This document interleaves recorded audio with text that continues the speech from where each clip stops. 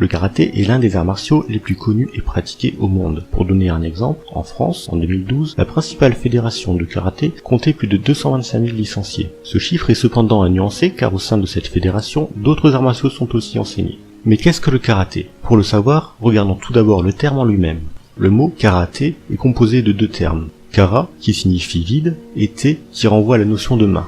Le karaté est donc l'art de la main vide. Autrement dit, un art martial se pratiquant à main nue et donc sans armes. Bien que cette définition ne soit pas fausse, elle est incomplète. En effet, il est possible d'appréhender le karaté sous différentes manières. Ceci peut se traduire par l'utilisation des suffixes do et jutsu accolés au terme karaté. Le terme do renvoie à la notion de voie dans le sens voie spirituelle. Le karaté do est donc la voie de la main vide. Dans ce cadre, la pratique du karaté est un outil permettant de construire l'individu, de lui apporter certaines valeurs et peut-être de lui permettre d'atteindre un éveil spirituel. Le terme jutsu, lui, renvoie à la notion de technique. Dans la pratique du karaté jutsu, le pratiquant cherche avant tout l'efficacité au combat. En plus de ces deux grandes orientations du karaté, il en existe une troisième qui est la voie sportive. Dans cette troisième voie, le karaté n'est plus pratiqué comme un art martial, mais comme un sport de combat. La finalité est ici la compétition, où le vainqueur est déterminé en fonction d'un certain nombre de points. Cette troisième voie est source de nombreuses pertes techniques, mais elle reste la plus encouragée par les instances fédérales. Il est à noter que bien que ces trois voies soient différentes, un pratiquant de karaté puisse passer de l'une à l'autre au fil de sa pratique. Intéressons-nous maintenant à l'histoire du karaté. Contrairement à ce que l'on pourrait penser, le karaté n'est pas originaire du Japon. En effet, cet art martial est originaire de l'île d'Okinawa, située dans l'archipel des Ryukyu, au carrefour du Japon, de la Chine et des Philippines. Avant d'aller plus loin, il convient de garder à l'esprit que la quasi-totalité des sources écrites relatives à l'histoire du karaté furent détruites lors d'un incendie durant la bataille d'Okinawa en 1945. L'année 1477 est souvent retenue comme marquant le début de l'histoire du karaté. C'est durant cette année que l'île d'Okinawa, alors une monarchie indépendante, réussit à sortir d'une longue période de guerre civile. Afin d'éviter de nouveaux troubles, le monarque fit confisquer l'ensemble des armes du territoire et en interdit le port. Ce nouveau climat de paix permit à l'île d'Okinawa de profiter de son emplacement géographique en devenant l'une des principales plaques tournantes du commerce maritime de la région. Ces échanges commerciaux, accompagnés de transferts de population, permirent à la culture okinawaïenne d'être fortement influencée par la culture chinoise. C'est dans ce contexte, et pour faire face à l'interdiction du port d'armes, que deux nouvelles pratiques martiales virent le jour.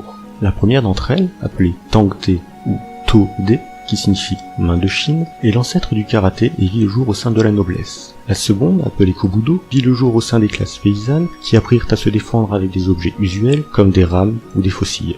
L'année 1609 marquera un tournant dans l'histoire du karaté, puisque c'est durant cette année que l'île d'Okinawa sera envahie par le Japon, plus précisément par le clan Shimazu issu de la province de Satsuna. Les Japonais, pour maintenir l'ordre, ont choisi de maintenir l'interdiction du port d'armes et interdire la pratique du karaté.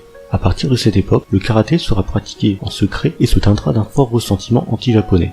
Si certains de ces éléments sont sujets à controverse, il est certain que dès le début du 19e siècle, le karaté était divisé en trois grands courants, chacun portant le nom de sa ville d'origine. On trouvait ainsi le Naate, le Shurite et le Tomarite.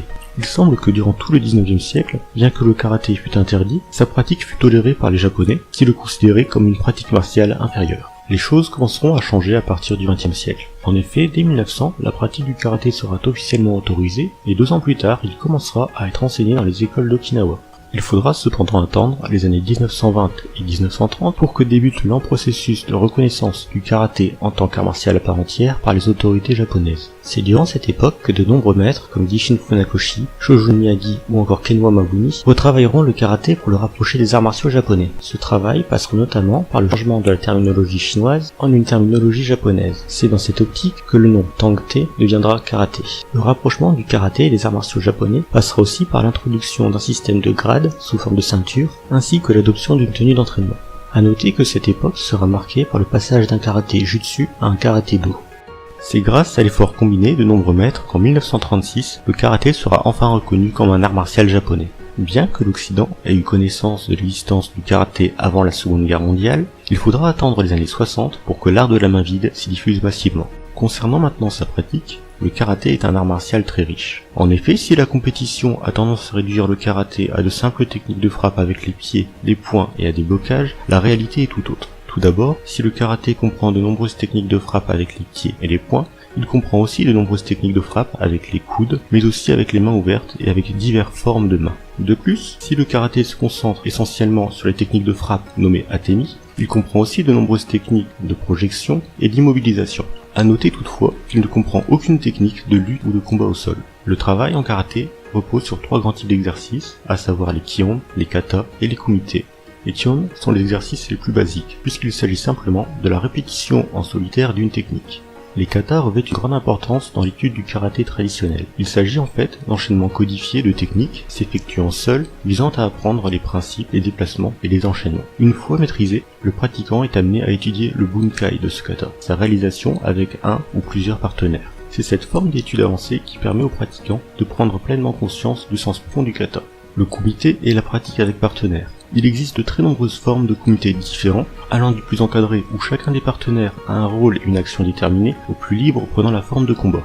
A noter toutefois que si ces exercices sont une base commune à toute pratique du karaté, le karaté n'en est pas pour autant un art unique. Comme la plupart des arts martiaux, le karaté est divisé en styles. Il faut cependant garder à l'esprit que ces différents courants partagent plus de points communs que de différences. En effet, la base technique reste globalement la même, et ce qui les différencie, c'est la stratégie, la manière d'amener les techniques et l'importance donnée à certains principes.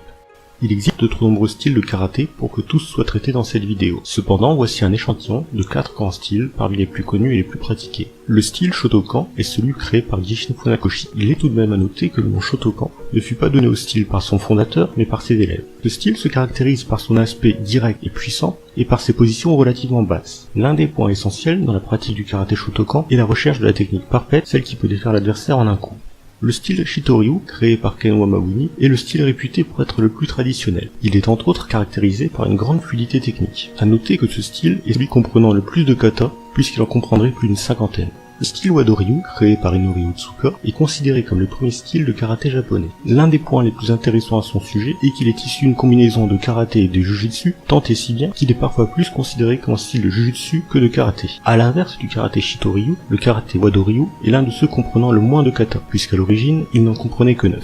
Le style Goju-ryu est un autre style de karaté okinawayen créé par Shojun Miyagi. Ce style est celui se rapprochant le plus des origines chinoises du karaté, et pour cause, son fondateur ira, à plusieurs reprises, étudier les arts martiaux dans le sud de la Chine. Ce style se caractérise par l'importance donnée à l'alternance de mouvements durs et doux, ainsi que par sa grande richesse technique. Il existe bien entendu beaucoup d'autres grands styles de karaté. On peut par exemple citer le karaté Uechi-ryu, le karaté Kyokushinkai ou encore le karaté Shorin-ryu.